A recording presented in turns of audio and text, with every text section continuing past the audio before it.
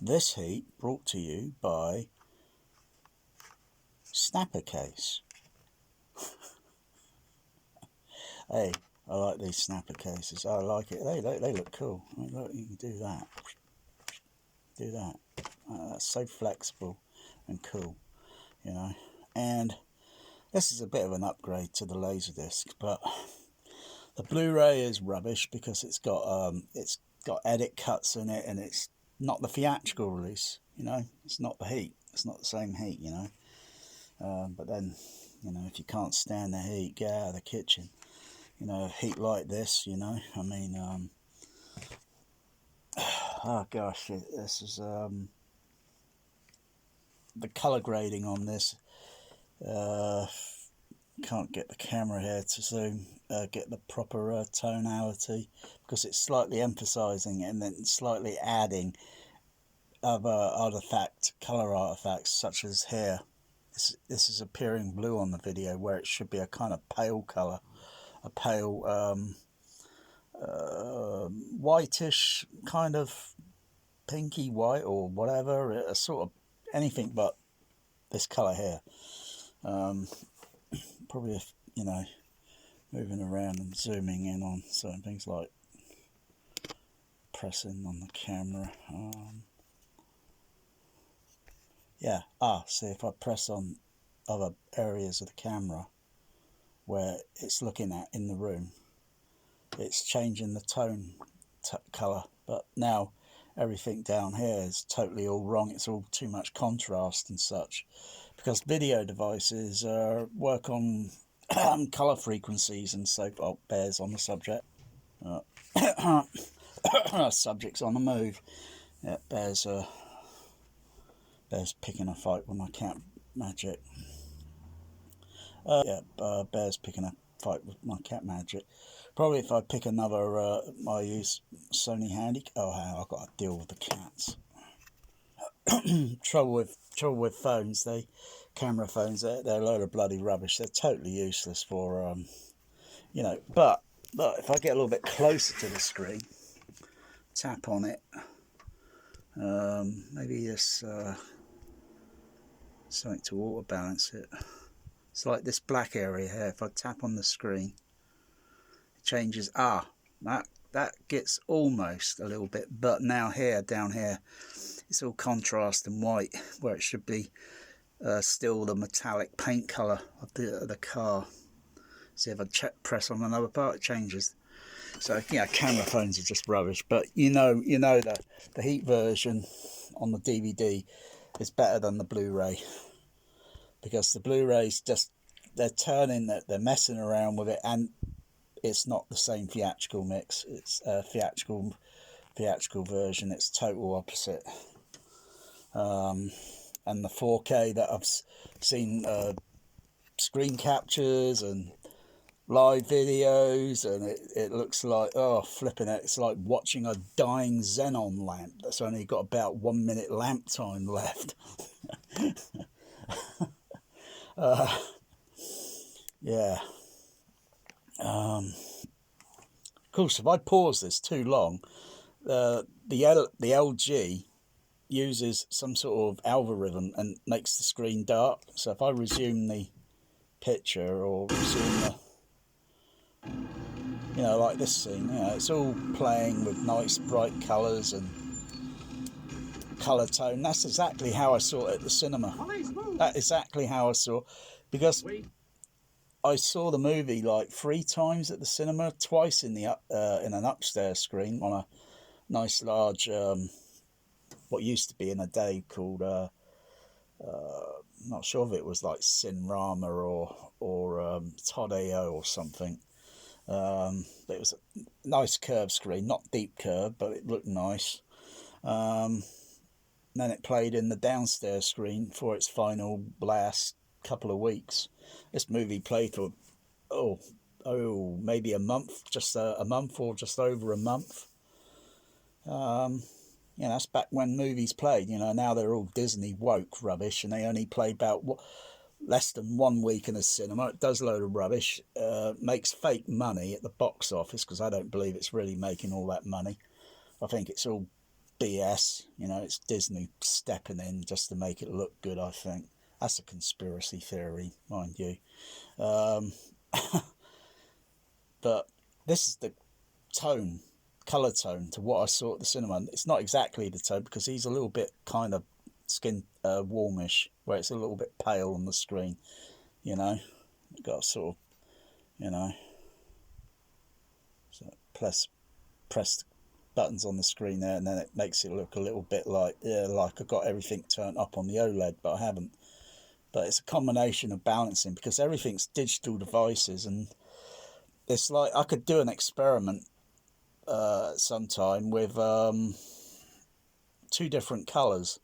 One that's a pure white light, and then have a gel filter, a blue or green or whatever filter, and the camera here on the smartphone thing, or maybe possibly even the Sony 4K camera, because I could adjust ISO, shutter speed and all that nonsense, and frame rate, adjust it variable more than the camera here, because the camera can only adjust frame rate to, I think, 25 and 30, and is it 60 frame, or is it 30 and 60? No, 30 and 60 frame. So sometimes it's useless to looking at the video projector because that operates on a different frame rate, and all I get is roll bars, horizontal colours, red, green and blue, horizontal roll bars. Sometimes I get that on the Sony camera, but then I can adjust the frame rate until I don't see that, because then it's matched at the same frame rate, it's matched at the same speed. But this is the tone colour that I saw at the cinema when I saw it on Laserdisc, and it was only probably about a month after I saw it at the cinema, and then it was on then I got it on Laserdisc, and the colour tone was still memorised, etched in my memory, so I could still remember the colour tone. Oh, subject's on the move. Get a good night's sleep.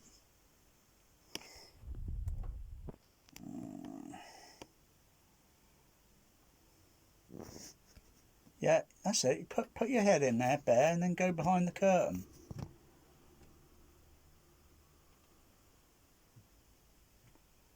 I swear, if that manifold thing was wide enough, it'd probably crawl into the bloody tube, into the air conditioner.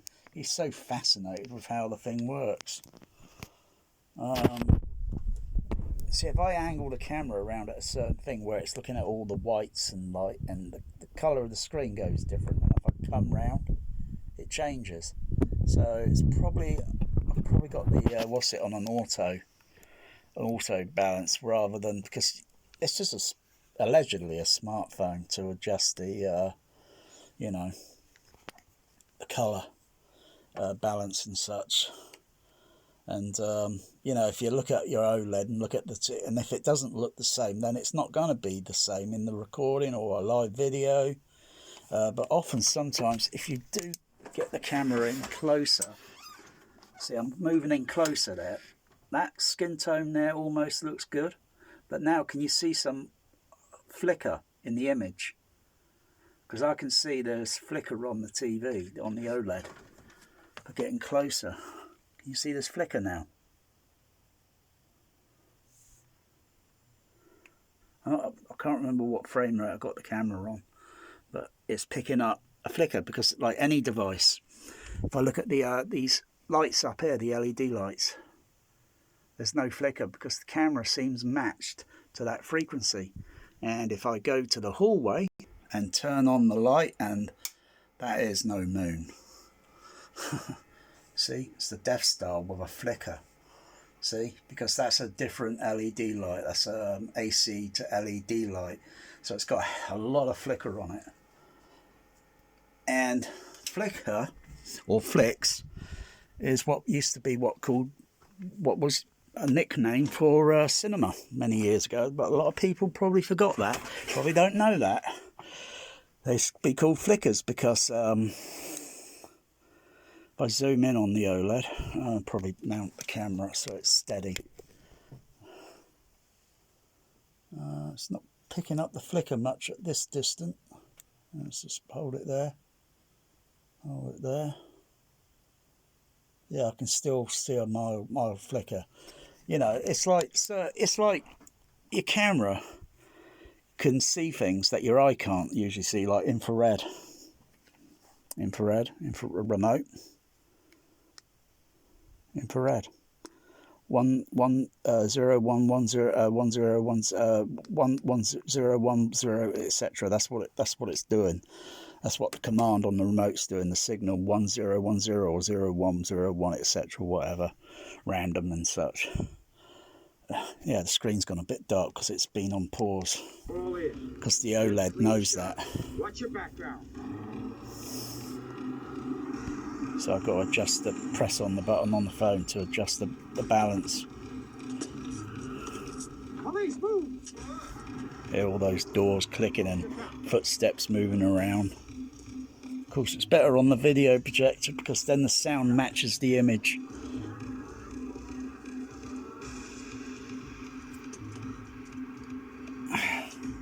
It's like all that wall there looks a little bit pink, and all that the rest of the side wall looks a little bit over contrast because there's certain things there the camera is still detecting, and you got to get these balance levels correct on. See if I press on it, it looks different now.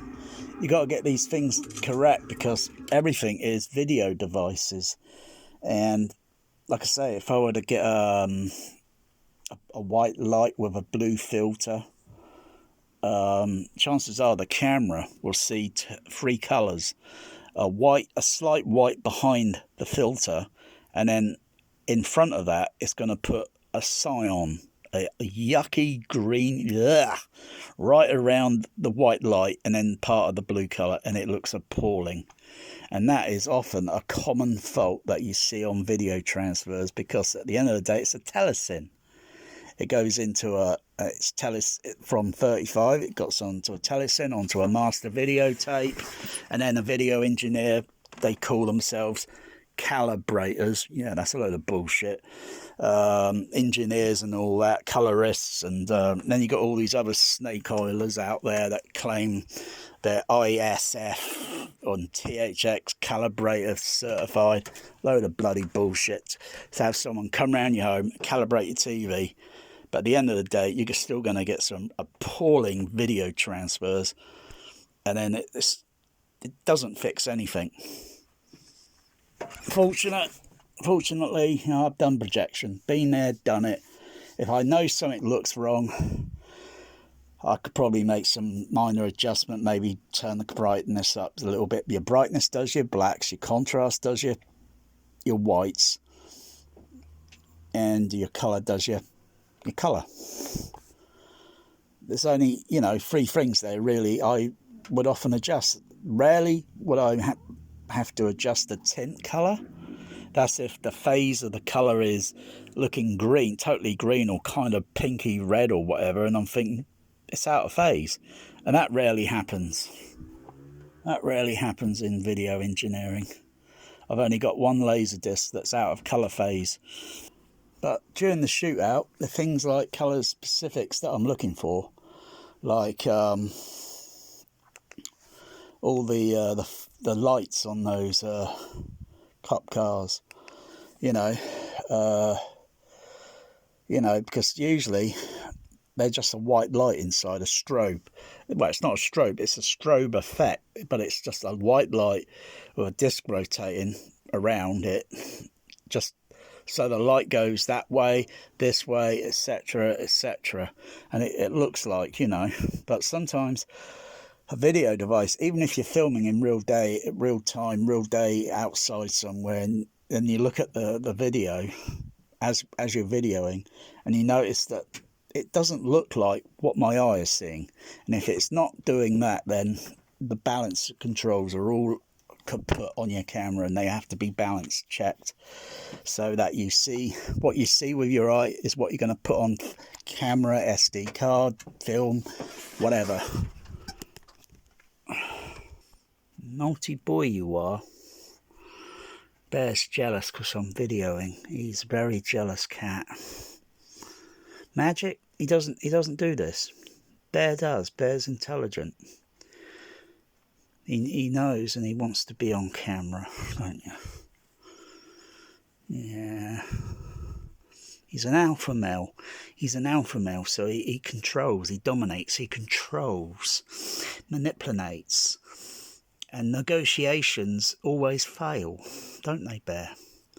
Is it because you didn't have any ice cream tonight? I'm not doing ice cream tonight, Bear. You had choice to have yoghurt, but you don't like yoghurt. Magic likes yoghurt, but Bear doesn't like yoghurt.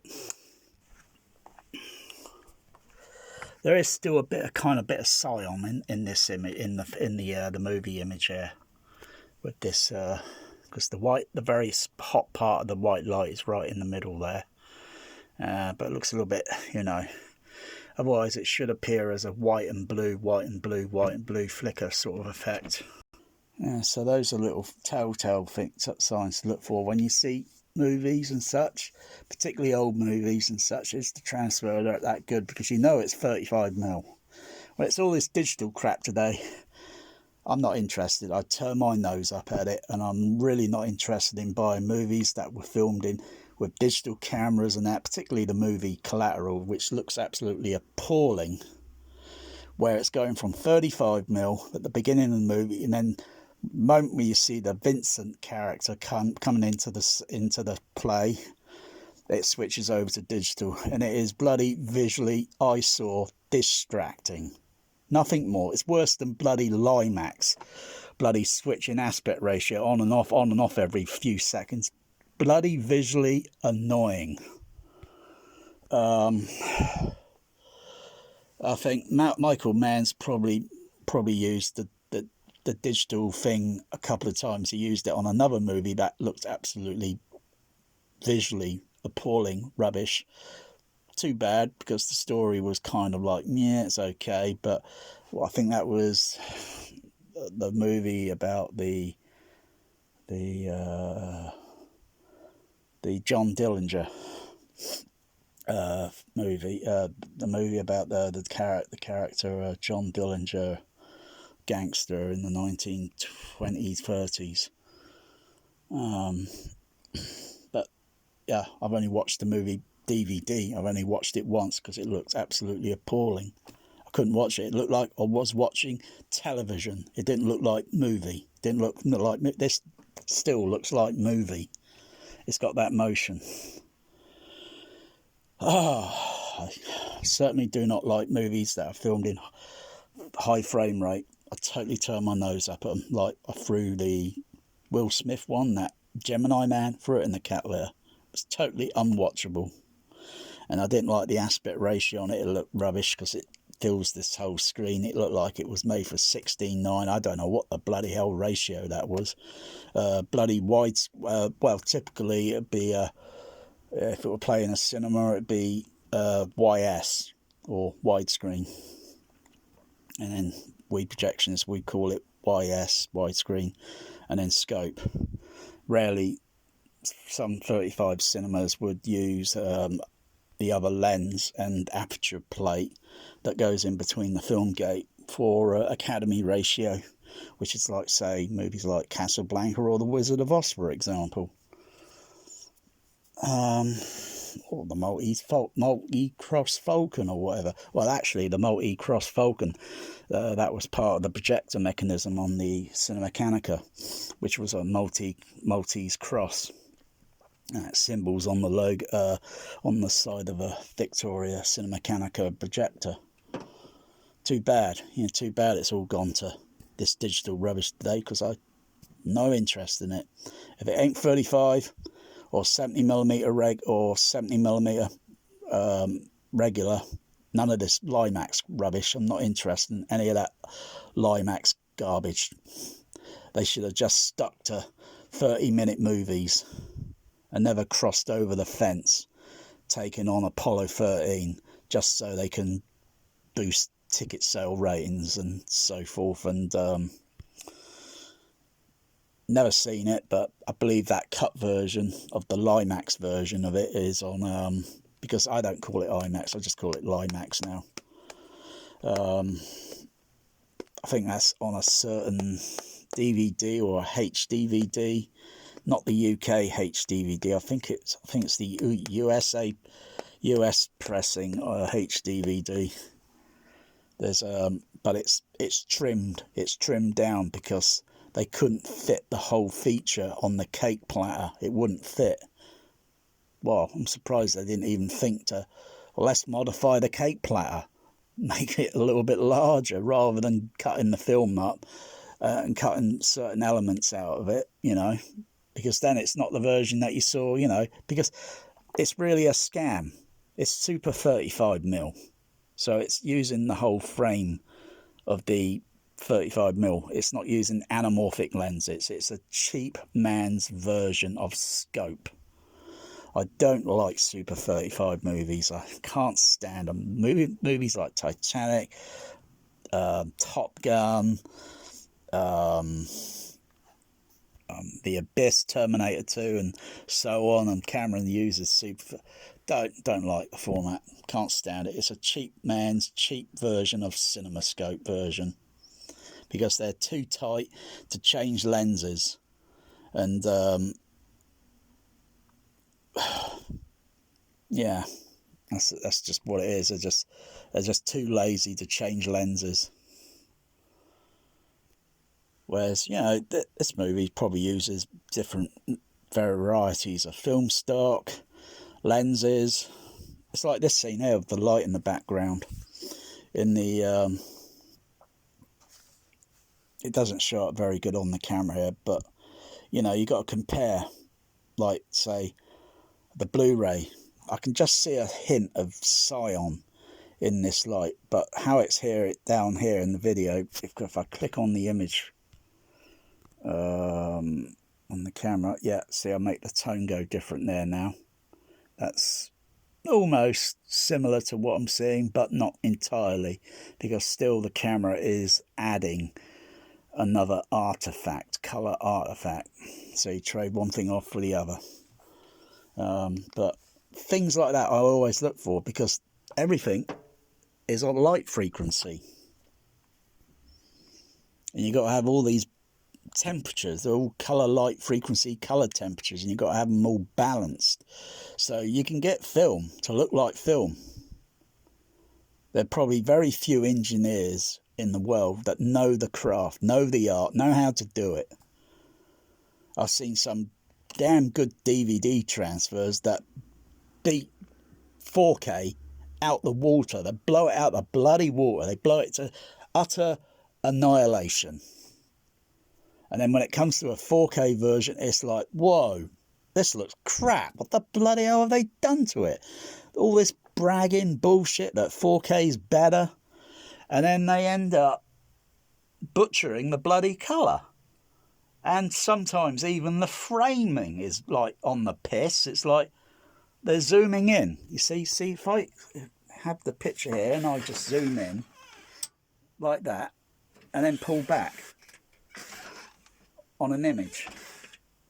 Yeah, so if I put it on pause, give you an example. You know, so this guy here and that, you know, there's a little bit of paperwork over this side. And if I zoom in a little bit closer, until eventually some part of it's cropped off. Oh yeah, but you got to keep the black bars and all that, because they're absolutely paramount sometimes. But sometimes they zoom in on these transfers and they're cutting off the framing of the scope, and it's like, oh, now are they bloody? They're not just colour blind, but they're absolutely bloody blind. They're cutting the framing off, they're butchering the colour, and then they add more insult to the injury. They pass it over to these re-recording mixers that had no part in the original mix, and they butcher the sound mix. We're putting filters on the bloody low end. Dolby Digital's frequency range is supposedly covers full range all the full range channels to the LFE, 3 hertz up to about 120 on the filtered LFE, 3 to 20,000 kilohertz on all the other channels. That's the frequency range coverage. Rarely does it all get used. Sometimes you see some movies that's like Master and Commander, and it's got frequency range that blows that DTS master audio out the bloody water, and they call it lossless audio. You might just hear it so like, but when you see like the whole frequency range on the DVD, and then on the Blu-ray, it's like it's limited. It's like because too many bitches with their home theatres and their stupid little centre channel speakers, and they're moaning about can't hear dialogue. Oh, if they can't hear dialogue in the centre, they probably can't even hear the subtle sound effects in it, much less anything else in the blooming centre channel. Or probably they just don't understand the fundamentals, principles of the LCR, how it works discreetly and how it works when it's matrixed. Yeah. Anyway, it's a long video, so I'm stopping it now with the ranting. Anyway.